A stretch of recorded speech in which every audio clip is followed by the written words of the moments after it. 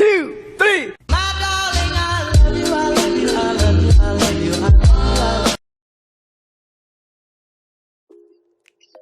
Bismillahirrahmanirrahim, ketemu lagi dengan Miss Sari.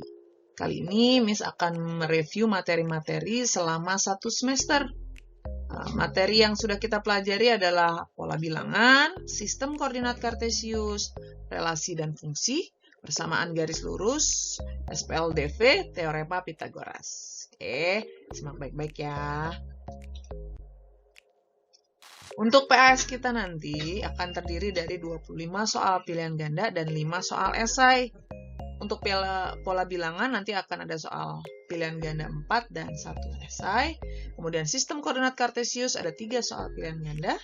Untuk relasi dan fungsi ada 5 PG dan 1 esai. Untuk persamaan garis lurus ada 6 pilihan ganda dan 1 esai. SPLDV 4 pilihan ganda dan 1 esai. Dan teorema Pitagoras 3 soal pilihan ganda dan 1 esai. Pertama, tentang pola bilangan. Ya, ingatkan bahwa pola bilangan itu susunan bilangan yang punya bentuk yang teratur dari bentuk yang satu ke bentuk berikutnya. Nah, ada pola bilangan genap 2, 4, 6, 8. Ada pola bilangan ganjil itu 1, 3, 5, 7 dan seterusnya. Kemudian ada pola bilangan segitiga 1, 3, 6, 10. Kemudian ada pola bilangan persegi 1, 4, 9, 16. Kemudian ada pola bilangan persegi panjang ada 2, 6, 12, 20. Kemudian ada pola bilangan Fibonacci itu jumlah 2 bilangan sebelumnya ya. Terus ada pola bilangan segitiga Pascal 1, 2, 4, 8 dan seterusnya. Kemudian ini barisan aritmetika. Nah, barisan aritmetika itu kita lihat ya, contohnya 3, 7, 11, 15, 19. Kalau kita lihat selisihnya itu ternyata sama, 4, 4, 4, 4. Nah, kalau selisih di antara suku-sukunya selalu tetap, nah selisih itu nanti kita sebut dengan beda, dilambangkan dengan B. Nah, barisan bilangan yang seperti ini, yang selisihnya sama, itu disebut barisan aritmetika. Ya, jadi selisihnya sama. Untuk menentukan suku ke N-nya, atau UN, itu adalah A ditambah N-1 kali B. Kemudian, deret aritmetika. Nah, kalau kita lihat tadi susunan barisan ini, ya, ini kan barisan aritmetika. Nah, kalau penjumlahannya, nah itu disebut deret aritmetika. Maka deret aritmetika adalah bentuk penjumlahan dari barisan aritmetika. Nah, rumusnya itu adalah jumlah N suku pertama atau Sn, N per 2 dikali A tambah UN kali B.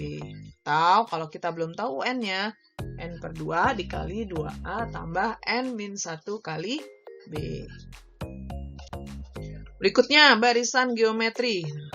Kalau kita lihat 2, 4, 8, 16, 32 itu kita lihat ternyata sama-sama dikali 2. Nah, kalau perbandingan antar sukunya tetap, nah perbandingan itu nanti kita sebut dengan rasio, dilambangkan dengan R. Nah, barisan yang punya perbandingan sama ini kita sebut dengan barisan geometri. Nah, untuk menentukan suku ke N-nya atau UN sama dengan A dikali R pangkat N-1. Nah, sekarang kita masuk ke sistem koordinat kartesius. Nah, sistem koordinat kartesius itu dibentuk oleh 2 garis yang berpotongan tegak lurus.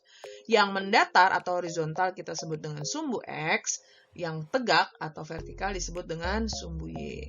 Nah, letak titiknya itu nanti ditulis berpasangan X, Y. Jadi X itu yang ada di sumbu X-nya, Y itu nilai yang terletak pada sumbu Y.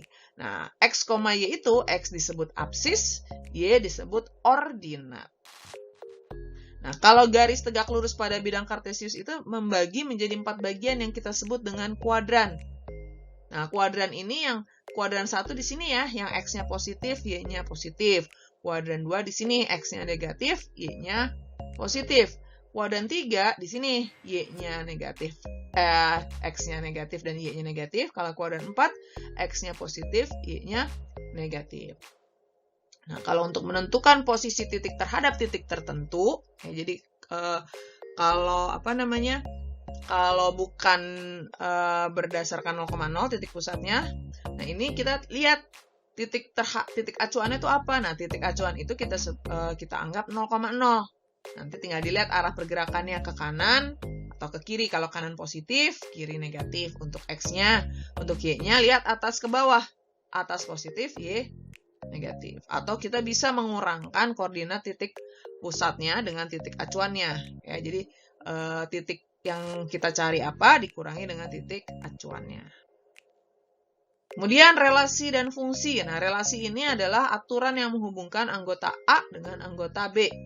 Nah, contohnya 4 anak menyebutkan warna favoritnya, ada warna Eko merah dan seterusnya. Nah, ini bisa dinyatakan dengan pertama diagram panah, ya. Jadi contohnya ini pakai diagram panah, kita sebutkan apa domainnya, daerah asalnya dan kesukaannya apa. Atau himpunan pasangan berurutan. Nah, jadi kita pasangkan dalam bentuk himpunan, ya. Kemudian ada diagram kartesius, jadi bentuknya diagram, ya. Oke. Berikutnya fungsi. Nah, fungsi ini adalah relasi juga, tapi yang menghubunggan A tepat dengan satu pasangan pada himpunan B. Nah, contohnya ini. Jadi ini yang pertama ini fungsi. Kenapa? Karena yang A ini cuma punya satu pasang. Yang gambar kedua bukan fungsi, karena ada bagian dari A yang punya 2 pasang. Jadi dia selingkuh. Kalau yang gambar yang ketiga, ini juga bukan fungsi, karena ada yang nggak punya pasangan. Jadi disebutnya jomblo. Gitu ya. Jadi fungsi hanya yang pertama. Nah, istilah-istilah pada fungsi, domain itu daerah asal. Jadi himpunan A ini semua domain. Kalau kodomain itu daerah kawan, berarti semua anggota pada himpunan B.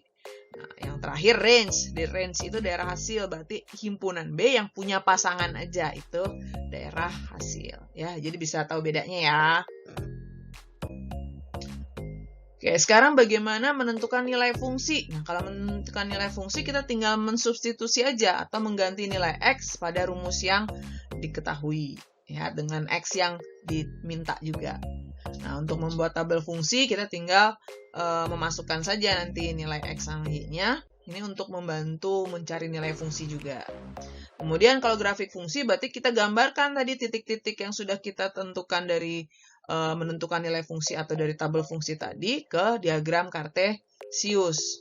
Nah, kalau untuk menentukan banyak fungsi atau banyak pemetaan, itu kalau kita misalkan banyak anggota A itu A kecil ya, dan banyak anggota B atau NB itu B, jadi banyak pemetaan tergantung nih, dari A ke B berarti B pangkat A. Kalau dari B ke A berarti A pangkat B. Jadi seolah-olah dibalik gitu ya. Kemudian persamaan garis lurus. Nah, pertama kita pelajari gradiennya. Gradien itu derajat kemiringan terhadap sumbu X.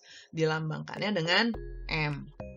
Nah, bagaimana cara mencari gradien? Tergantung yang diketahui. Kalau diketahui grafiknya, maka M itu adalah delta Y per delta X. Tapi ingat bahwa gradien itu kalau grafiknya miring ke kiri, maka negatif. Kalau grafiknya miring ke kanan, itu positif. Ya, nilainya itu delta Y per delta X, jadi angkanya aja.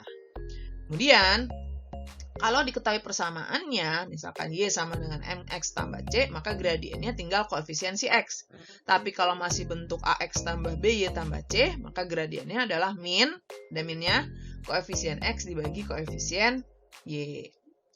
Kemudian, kalau diketahui dua titik yang dilalui, misalkan titiknya X1, Y1 dan X2, Y2, maka gradiennya adalah Y2 kurang Y1 per X2 kurang X1.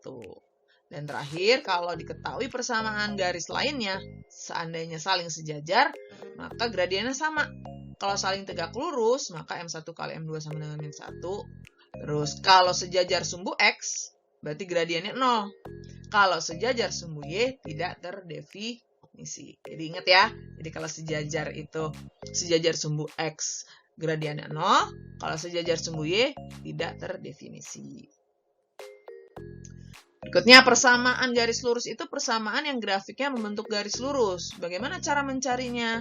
Nah, tergantung yang diketahui. Jika diketahui gradiennya M dan melalui titik X1, Y1, maka persamaannya adalah Y kurang Y1 sama dengan M dikali X min X1. Kalau yang diketahui adalah dua titik, misalkan X1, Y1 dan X2, Y2, maka persamaannya adalah Y kurang Y1 per Y2 kurang Y1 sama dengan X kurang X1 per X2 kurang X1. Kemudian, jika dia melalui titik dan sejajar suatu garis, maka persamaannya adalah Y min Y1 sama dengan M dikali X min X1. Atau bisa juga karena sejajar, maka tetap nih AX tambah BY. Ya, karena gradiennya kan sama. AX tambah BY sama dengan AX1 tambah BY1. Kan tetap. Satu lagi, kalau tegak lurus, maka gradiennya kan min 1 per M. Jadi Y min Y1 sama dengan min 1 per M kali X min X1. Atau bisa nih kita balik. X-nya kita ganti Y, plusnya kita ganti min. Y-nya diganti X, jadi AY min BX. Gitu, oke? Berikutnya, sistem persamaan linear dua variabel. Ingat ya, PLDV itu dia memiliki dua variabel dan pangkat tertingginya 1. Nah, kalau ada dua PLDV dalam satu kesatuan, kita sebutnya sistem persamaan dua variabel. Nah, cara penyelesaiannya itu kita berarti cari nilai X dan Y. Ada cara grafik, metode grafik, ada metode substitusi, ada metode eliminasi, dan yang terakhir metode gabungan. Ya, gabungan antara eliminasi dan substitusi. Oke, di sini Miss ingatkan ya, khusus untuk metode gabungan antara eliminasi dan substitusi yang paling sering digunakan. Nah, caranya adalah pertama kita tentukan dulu variabel yang mau kita cari dengan menggunakan metode eliminasi. Lalu baru kita lanjutkan dengan metode substitusi. Nah, ini contoh nih. Ada dua persamaan, 3X tambah 5Y sama dengan 11 dan 2X tambah Y sama dengan min 2. Nah, pertama misalkan mau menghilangkan X. Kalau mau menghilangkan X berarti kita fokus sama koefisien X. Yang atas dikali 2, yang bawah dikali 3. Maka semuanya kita kalikan nih. Jadinya 6X tambah 10Y sama dengan 22. 6X ditambah 3Y sama dengan min 6. Lalu dikurang. Jadi 10 kurang 3, 7Y. 22 dikurang min 6, jadi 28. Kita dapat Y-nya 4. Ketika sudah dapat Y-nya, kita substitusikan dengan persamaan. Terserah mau yang pertama boleh, yang kedua boleh. Nah, kalau kita misalkan pakai yang lebih simpel, lebih sederhana, 2X tambah Y sama dengan min 2, maka Y-nya kita substitusi dengan 4. Ya, 2X tambah 4 sama dengan min 2, sehingga 2X sama dengan min 6. X-nya min 6 per 2, atau min 3. Sehingga himpunan penyelesaiannya adalah min 3,4, karena X-nya min 3, Y-nya 4. Nah, kemudian bagaimana penerapannya? Nah, jadi kita terjemahkan dulu soal ceritanya. Jadi model matematika baru diselesaikan. Contoh, jumlah dua bilangan 24. Jika selisihnya 6, tentukan hasil kalinya. Jadi kita misalkan dulu, misalkan bilangan pertamanya X, bilangan keduanya Y. Jumlah dua bilangan berarti X tambah Y sama dengan 24. Selisih dua bilangan berarti X kurang Y sama dengan 6. Kita punya dua persamaan. Ya, yang ditanya hasil kalinya, berarti X kali Y-nya berapa? Nah, persamaan yang kita punya langsung kita selesaikan. Ya, ini misalkan dikurangi, berarti X-nya hilang. Y-nya kita ketemu 9. Lalu mencari X-nya, tinggal kita masukkan ke salah satu persamaan. X-nya, X tambah Y sama dengan 24, Y-nya kita ganti jadi 9. Jadi X-nya sama dengan 15. Yang ditanya hasil kali, berarti X dikali Y sama dengan 15 kali 9, yaitu 135. Gitu, mudah ya. Terus, nah ini yang terakhir nih, teorema Pythagoras. Yang perlu diingat bahwa dalam suatu segitiga siku-siku, sisi yang ada di hadapan siku-sikunya kita sebut dengan sisi miring. Jadi sisi terpanjangnya itu yang ada di hadapan sudut siku-sikunya. Nah, teorema Pythagoras ini hanya bisa digunakan pada segitiga siku-siku. Apa isinya teorema Pythagoras? Jadi kuadrat dari sisi terpanjang atau sisi miring tadi itu adalah hasil jumlah dari kuadrat sisi-sisi penyikunya. Kalau dari sini berarti SA ditambah ST. Misalkan Miss punya segitiga ABC nih. Sisi di hadapan A itu A kecil, sisi di hadapan B-nya itu, dan selanjutnya. Jadi kalau kita lihat, yang sisi miringnya ini kan berarti C ya. Jadi C kuadrat sama dengan A kuadrat tambah B kuadrat. Nah, kalau triple Pythagoras nih, triple Pythagoras itu 3 bilangan yang menyatakan panjang sisi-sisi suatu segitiga siku-siku. Nah, jadi berarti berlaku nih teorema Pythagoras. Sisi terpanjang yang dikuadratkan harus sama dengan jumlah kuadrat dari sisi-sisi yang lain. Nah, yang paling sering gunakan tuh triple-nya, ada 3, 4, 5, 5, 12, 13, dan kelipatannya ya. Lalu ada 7, 24, 25, 8, 15, 17. Ini yang paling sering dipakai. Dan kelipatannya. Oke?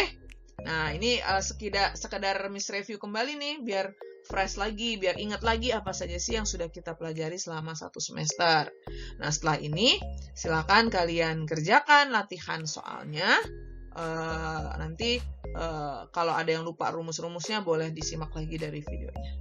Oke, mudah-mudahan review materi kali ini bisa membantu kalian dalam menyelesaikan soal-soal PAS nanti. Sukses terus buat kalian. Mohon maaf kalau ada kesalahan, dan kita ketemu lagi di video-video Miss Sari berikutnya.